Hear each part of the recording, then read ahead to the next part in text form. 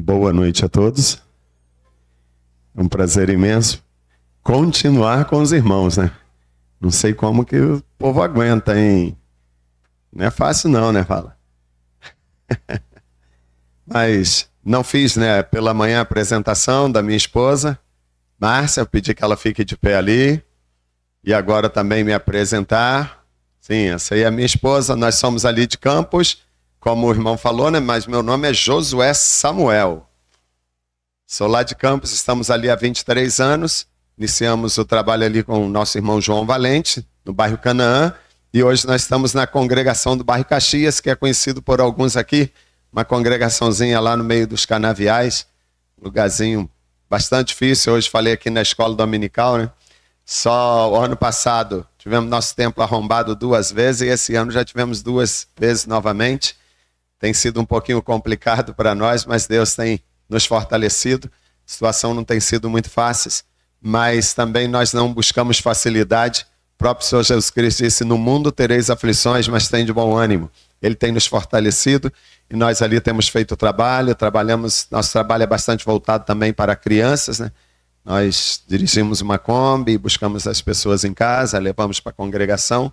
A Márcia trabalha com criança hoje, com um pouco de dificuldade. Nossos filhos todos já se casaram, nossos 3 filhos. Vinícius mora lá conosco e reúne também no bairro Caxias, mas as 2 filhas moram em Petrópolis. Então a Márcia tem que estar sempre dando assistência. A minha filha mais velha, que é a Grace, está agora já bem, quase ganhando 2ª criança. Maria, a minha filha será internada agora dia 11 de dezembro. Tem tido alguma dificuldade nessa gestação, já tem a Luizinha, a filhinha mais velha, e agora esperando a Maria. A Maria, a minha filha, né, está com uma gestação com chamado diabetes gestacional, então tem que adiantar um pouco ali o processo ali do nascimento, que seria para o dia 20 até o dia 30 de dezembro, mas talvez vai ter que acelerar um pouco o processo, então ela deve internar no dia 11.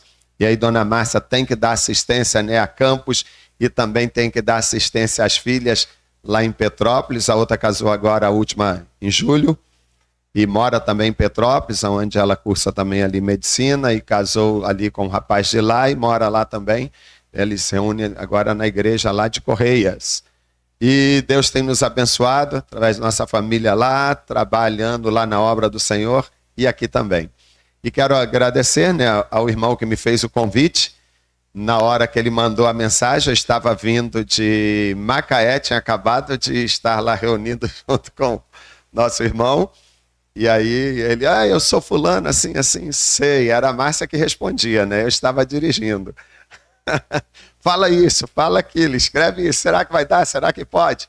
Mas eu fico muito feliz de aceitar o convite, fiquei mais feliz ainda porque a gente que acaba assim lidando bastante com crianças, e aí veio aqui, né, um grupo de crianças ali cantando, feliz, graças a Deus por isso. É uma obra que vai à frente quando você vê que há continuidade, sabe, num ministério, naquilo que Deus tem concedido.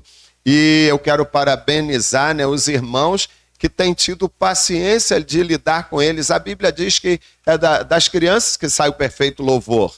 Mas muitas vezes a nossa paciência nos falta. Eu digo que eu dirijo uma Kombi lá, né, e estou sempre lidando com criança, e levo criança e busco criança. E quando Dona Márcia não está lá, Senhor, tem misericórdia.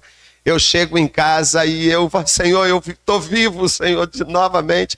Um dia desse ela não pôde ir. E começaram uma briga lá na Kombi, na parte de trás, e não tinha. Geralmente tem adultos que me ajudam com as crianças. Rapaz, só estava eu de adulto na Kombi e começaram a brigar, que eu tive que largar crianças pelo caminho, porque não tinha como eu dirigir a Kombi e separar a criança brigando. Ei, irmãos, tem hora que a coisa fica complicada, mas graças a Deus, só da minha rua, geralmente 15, 20 pessoas vai todos os dias na reunião. Desde a reunião de oração, nós temos na reunião de oração também classe com crianças e classe com adolescentes, e eles ficam assim, tem culto hoje? Aí a gente às vezes faz alguns cultos, a gente tem alguma atividade a semana inteira, e tem algumas que não é para ele. tem culto hoje? Eu posso ir? E bate no portão o tempo inteiro. Tia Márcia, tem culto hoje? Que hora que vai ser o culto hoje? Aí a gente fala assim, a gente dá a resposta 20 vezes, aí pelo resto a gente já não dá mais a resposta. Tem culto hoje? Não, hoje não tem não. Tem sim, hoje não é quarta-feira? Então você sabe que tem culto. Mas criança é desse jeito, e como é bom lidar e trabalhar com crianças. Sabe, é realmente algo que está no nosso coração já há muitos anos.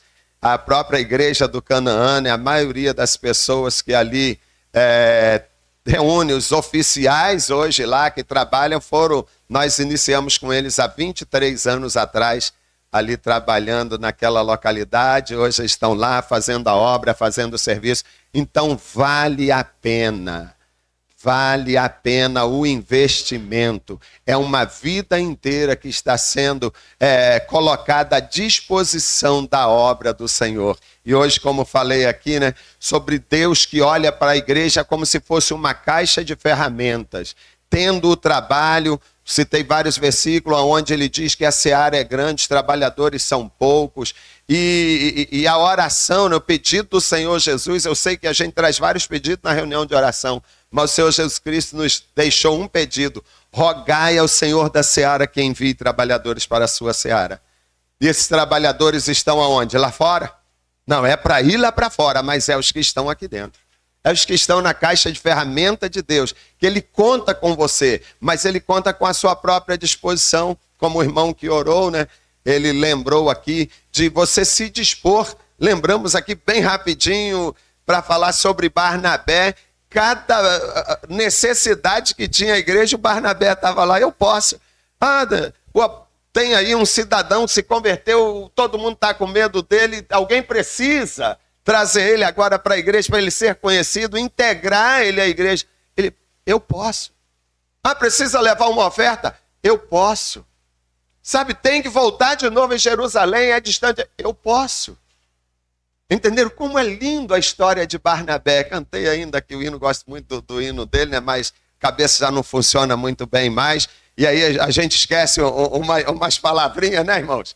Aí a gente tem que olhar assim e falar, como é que é mesmo? Aí a esposa vai e ajuda, que tem que ajudar, né? Ela está sempre ali, é para isso que serve, né? Quando a gente fala um nome errado, as esposas logo. E assim que ela também trabalha e vai agindo. Mas é muito bom trabalhar na obra do Senhor, que esse grupo possa continuar, né? Como o próprio Senhor Jesus Cristo deixou relatado na palavra dele, aquele encontro com a mulher samaritana, né? Deus está procurando adoradores. Eu gosto de dizer que Deus não procura pregadores. Os pregadores, ele dá à igreja, ele procura adoradores. Sabe, os pregadores são o ministério que Deus concede para a igreja. Mas o que ele busca são adoradores. São sacerdotes que pode oferecer uma adoração verdadeira, uma adoração em espírito e em verdade. Pessoas que não estão à busca de a glória para si mesmo. Como o próprio irmão falou, não é? Ele falou assim, nós não estamos aqui para enaltecer nem aplaudir o grupo, mas achei interessante, né, que louvado seja Deus pelas músicas, né, cantadas, tão bem cantada, uma letra tão bonita. Aí o pequenininho estava no banco, aí pegou assim, olha, ficou muito bom, tinha que bater palma. Não foi, Márcia? É o pequenininho do casal lá, né? Ele estava no banco, ele disse assim, puxa, ficou muito lindo, tinha que bater palma. Mas na verdade que a glória, né, continue sendo daquele que nos sustenta e que por nós pagou o mais alto preço. É muito bom servi-lo, é uma honra para nós pessoas como somos, como diz a palavra de Deus, que ele olhou do céu à terra, não viu um justo sequer.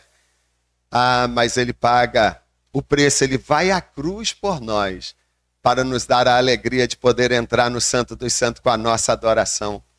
E como é bom a gente sempre lembrar que nós não adoramos pelo que ele faz, nós adoramos pelo que ele é. Sabe, independente das circunstâncias que você esteja vivendo, você sempre pode adorar, você sempre pode agradecer, você sempre pode louvar. Eu gosto da lembrança de que diz que um certo catador de papelão, ele estava na beira da rua lá e mexia no lixo e cata um papelão daqui, uma reciclagem de lá, e de repente um cidadão estava na sua casa, uma casa muito bonita, tomando seu café da tarde, e ele olha o outro lá catando, revirando o lixo, e ele falou assim: graças a Deus, não sou um catador de lixo, não sou um reciclador. E o outro estava lá catando papelão e de repente ele olhou, vinha o corpo de bombeiro e foi socorrer uma pessoa que tinha sofrido um acidente, e aí aquela correria toda ali, pega e marca isso daqui, e ele olhou assim e falou: graças a Deus, eu sou um catador de papelão, mas eu estou bem.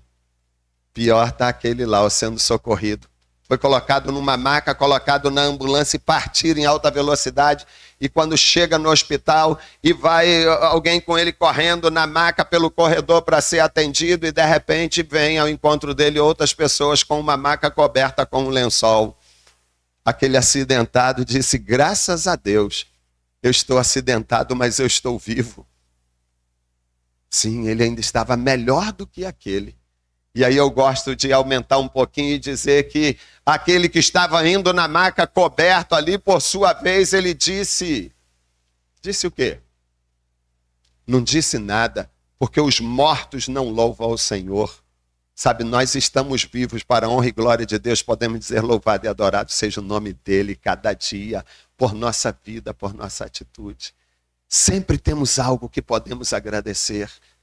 Sabe, mesmo no meio de toda dificuldade, você pode dizer: obrigado, Senhor. Obrigado, Senhor.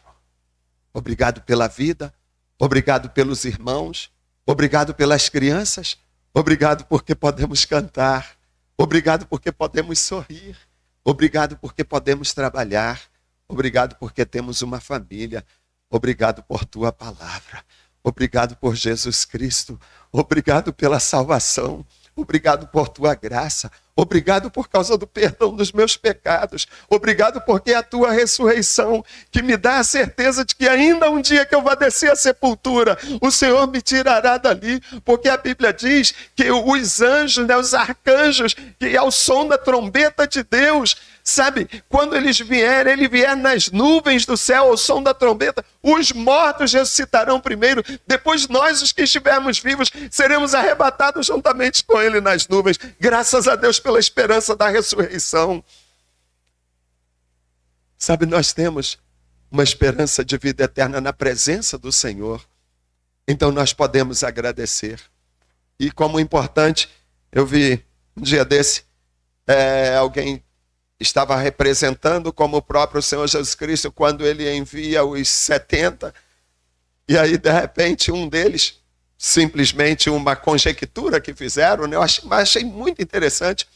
Um deles falou assim: então o Senhor está me enviando para pregar o Evangelho? Sim. E o Senhor está dizendo que eu posso curar alguém? Pode sim.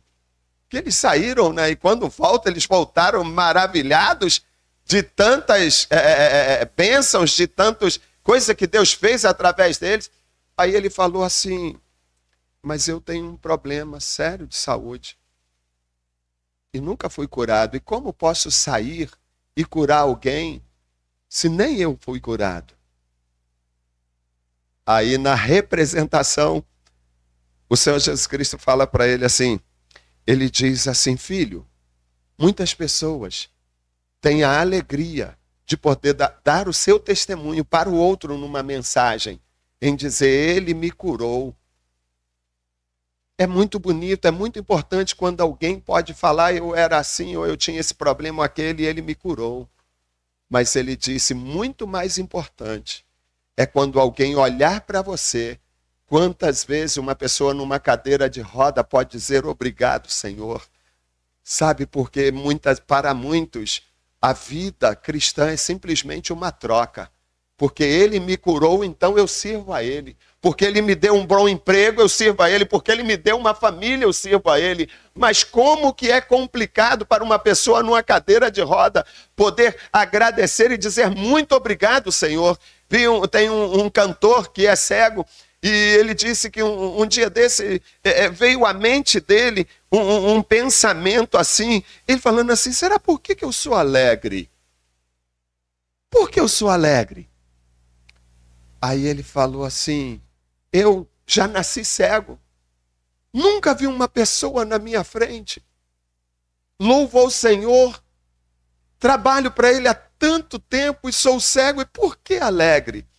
Aí ele falou, de repente veio à minha mente o porquê da minha alegria.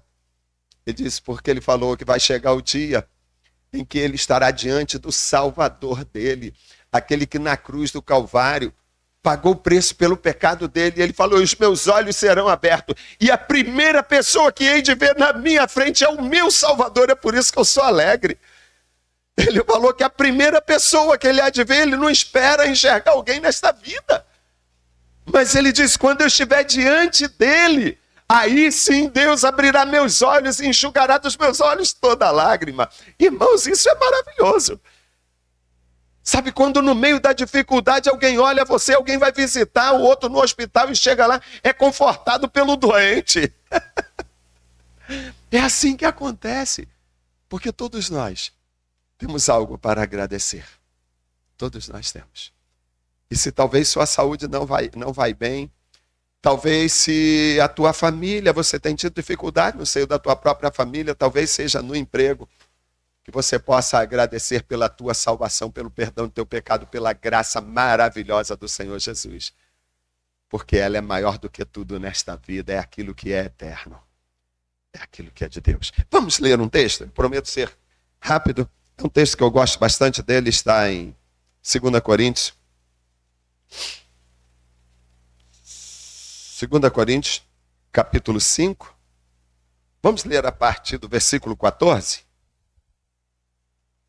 Nós falamos, sobre o trabalho, mas quem pode realizar a obra do Senhor? Vamos ver aqui.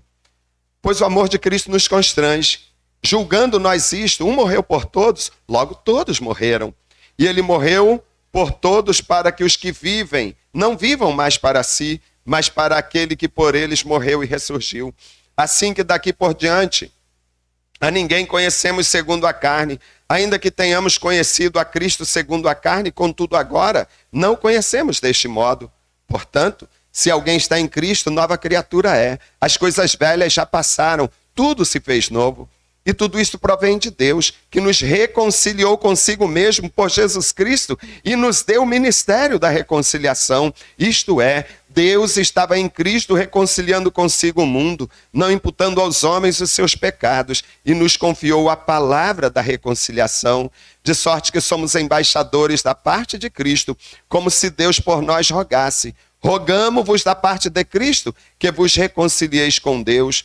Aquele que não conheceu o pecado, ele o fez pecado por nós, para que nele fôssemos feitos justiça de Deus. Capítulo 6, versículo 1 e 2. E nós, cooperando com ele, também vos exortamos a que não recebais a graça de Deus em vão, pois ele diz, ouvi-te em tempo aceitável, socorri-te no dia da salvação. Digo-te, agora é o tempo aceitável, agora é o dia da salvação. Amém? Que texto maravilhoso. Paulo escreve à igreja de Corinto e ele, quando medita sobre o amor de Deus, isso que nós temos falado, que a gente vem trazendo, a graça de Deus que vem sobre aquele que não merecia bem algum, pois a palavra de Deus, ela mesma é que nos diz que Deus prova o seu amor para conosco, tendo Cristo morrido por nós, sendo nós ainda pecadores, mas a graça dele nos alcança. Mesmo no lamaçal do pecado, Deus nos dá esperança. Deus vem ao nosso encontro, como é maravilhoso. Eu tenho também falado bastante lá no rancho, sobre um Deus que conhece a pessoa, que tem uma vontade, um desejo de conhecê-lo, de servi-lo.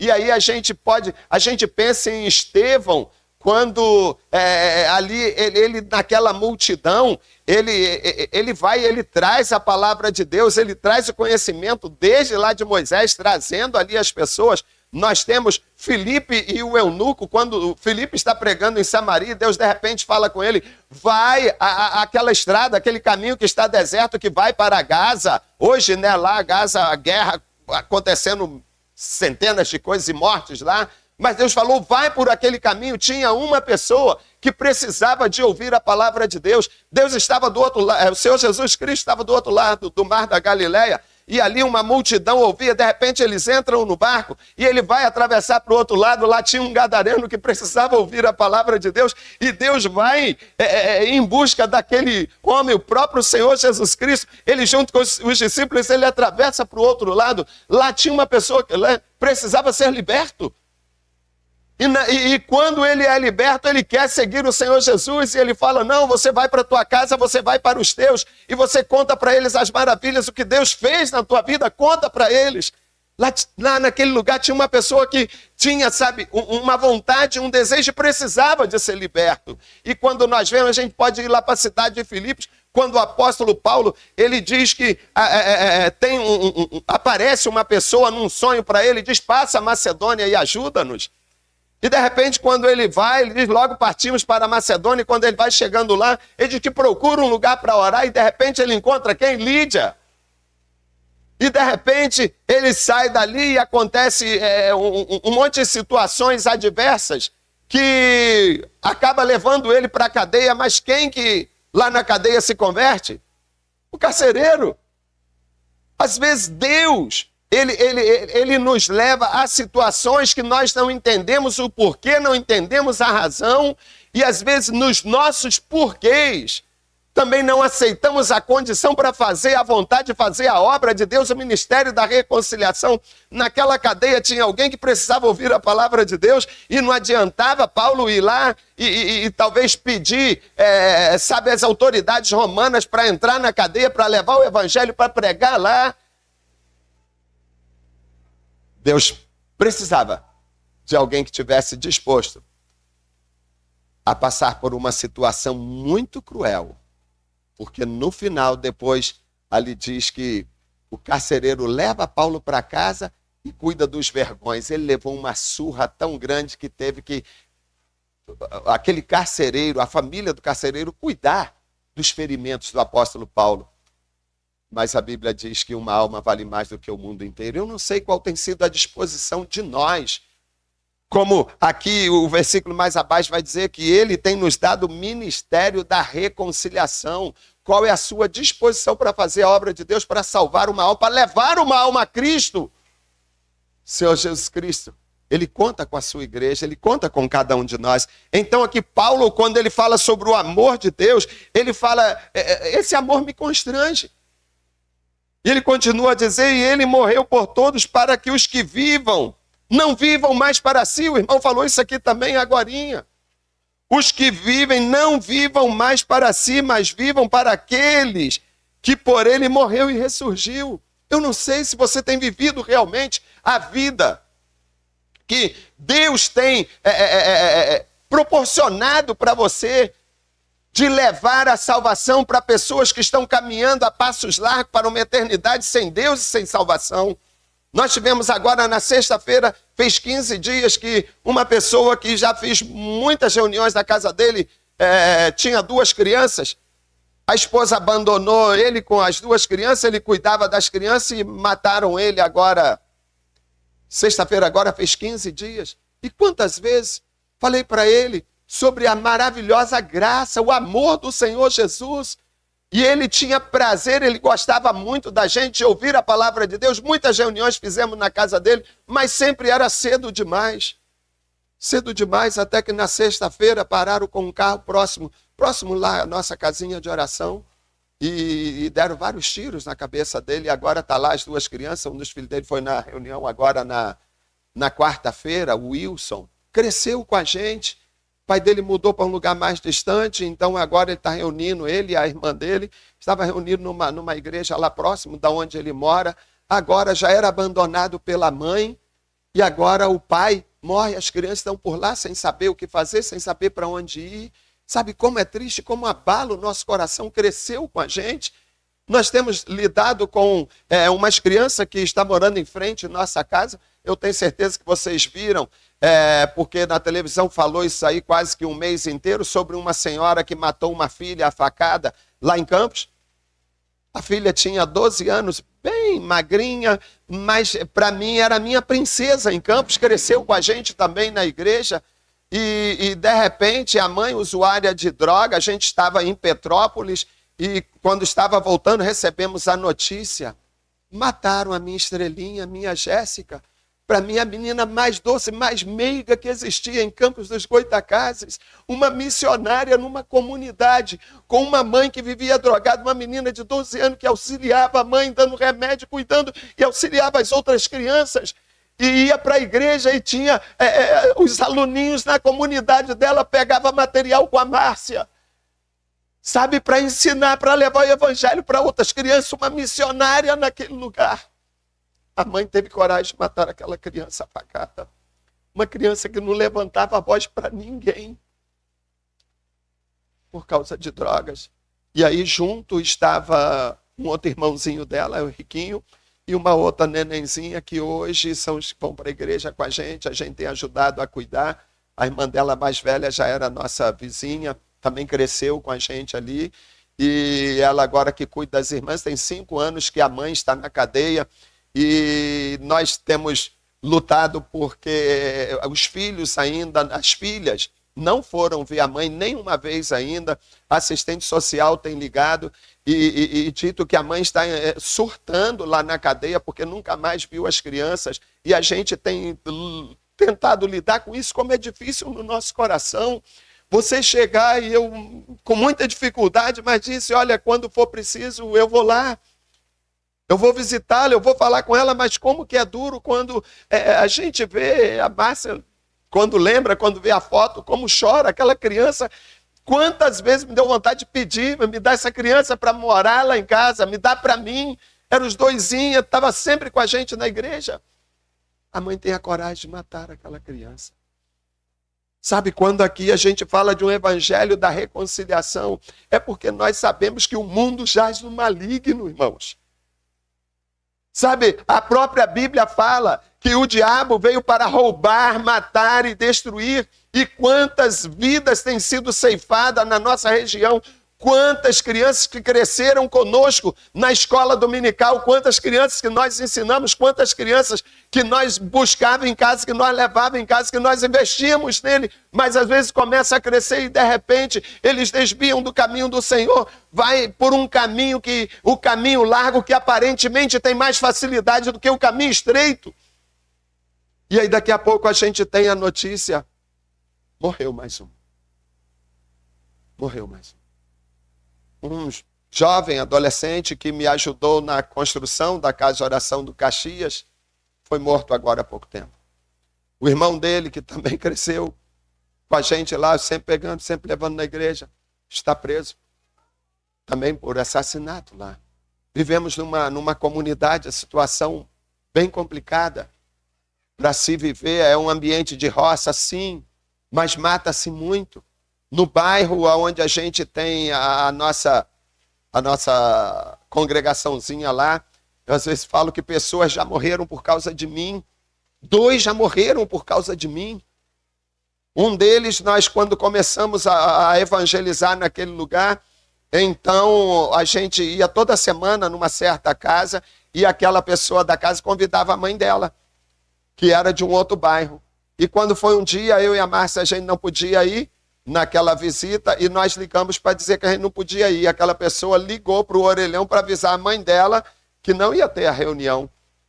Aí uma pessoa atendeu e começou a falar umas besteiras com aquela pessoa que a gente fazia culto na casa dela. E aí depois veio o irmão dela atender o telefone e ela perguntou: quem é que atendeu o telefone? Ah, foi o fulano. Olha, ele falou assim, assim, assim comigo. Aí falou: não tem problema não. Acabou de conversar ali, chamou o rapaz para dar um passeio logo à frente na garupa da moto e logo chegou na frente e matou o rapaz. Porque nós não pudemos lá fazer o culto. Deu essa situação toda. E depois evangelizamos uma irmã dela e era a esposa de um traficante. E ela tomou a decisão e ela apanhou bastante e ficou internada. E nós visitamos ela no hospital e do hospital ela sumiu, ela fugiu, ela foi lá para o lado de Rio das Ostras, mas ninguém poderia saber onde ela estava. E aquele traficante chegou na casa do pai dela eu estava trabalhando na casa de oração, lá fazendo muro, e de repente passei por eles no caminho, e aí ligam para minha casa. Da primeira vez me ligaram e falaram assim: Josué, estão pedindo para você fugir com o meu irmão, porque meu irmão matou um cidadão aqui. Ah, irmãos, aí eu tive que ir para o banheiro e falar: Senhor, tem misericórdia, eu vim para pregar o evangelho, não para fugir com o assassino. E olha, aí comecei a orar e orar, daqui a pouco o telefone toca de novo, e aí falaram: arrumamos um outro aqui, porque a gente não confia em ninguém para fugir com ele, a não ser você. Mas graças a Deus que apareceu um outro e foi. Nesse outro, o cidadão na casa do pai lá, do pai da senhora, e ele: eu quero saber onde está ela. Então eu não sei, até que o pai estava chegando da roça, pai dessa senhora, e ele falou assim: eu estou chegando agora, eu estou cansado, você me permite entrar dentro de casa pelo menos para pegar um copo de café? Aí ele foi, pegou, mas veio com um revólver também, escondido aqui. O rapaz estava na moto, o chefe do tráfico lá. E aí, quando eles estando na moto ali, a conversa vai, ele bebendo café, de repente o rapaz abaixou um pouquinho assim, quando abaixou ele tirou a arma e já atirou na cabeça. Aí o meu telefone já toca: fugir com o outro cidadão. Eu falei: não, também não vou. Isso daí, eu vim aqui pregar o evangelho, não fugir com assassinos. E sabe, às vezes a gente passa por alguma situação para que você possa levar esse evangelho da reconciliação. Como eu digo, o próprio Senhor Jesus Cristo aqui falou que o diabo veio para roubar, matar e destruir. Está matando nossos jovens, está matando nossas crianças, está matando nossos vizinhos. Sabe, isso por todos os lugares, não é uma coisa tão somente de Campos, não é tão somente do Travessão, não é tão somente do bairro Caxias, mas Deus olha para nós e diz assim: olha, tem pessoas que precisam ouvir o evangelho, precisa dessa reconciliação, porque a morte nunca ceifa os frutos verdes, irmãos. A morte nunca ceifa os frutos verdes. Ou a pessoa está madura para ir para o céu ou madura para ir para o inferno. Se ele reconheceu Jesus como Salvador, está maduro para ir para o inferno, independente o que venha fazer com que ele passe desta vida. Pode ser uma morte por acidente, pode ser por enfermidade, pode ser por assassinato, não importa. Se ele é um salvo, ele está maduro para o céu. Mas a palavra também nos diz que aquele que ainda não creu no Senhor Jesus Cristo como Salvador, ele continua condenado, e condenado ele morrendo ainda vai por toda a eternidade. E é por isso que aqui a palavra de Deus, ela insiste. O amor de Cristo, ele nos constrange a pregar o evangelho, a dizer que Jesus te ama, que Jesus tem um lugar para você, que ele morreu por você, que ele sofreu por você e que ele ressuscitou o terceiro dia. Sabe, o ministério da reconciliação foi confiado a nós. Se nós não pregarmos este evangelho, estava falando agora recente, foi lá onde Márcia falando sobre os anjos que quiseram pregar o evangelho? É recente. Não foi em Campos. Eu estava a gente acaba indo para tantos lugares, mas existe o versículo da palavra de Deus que fala que este evangelho os anjos quiseram pregar, ou eles desejaram atentar, mas não puderam. E por que não? Por que os anjos não podem pregar o evangelho? Já pensou nisso? Por que os anjos não podem pregar o evangelho?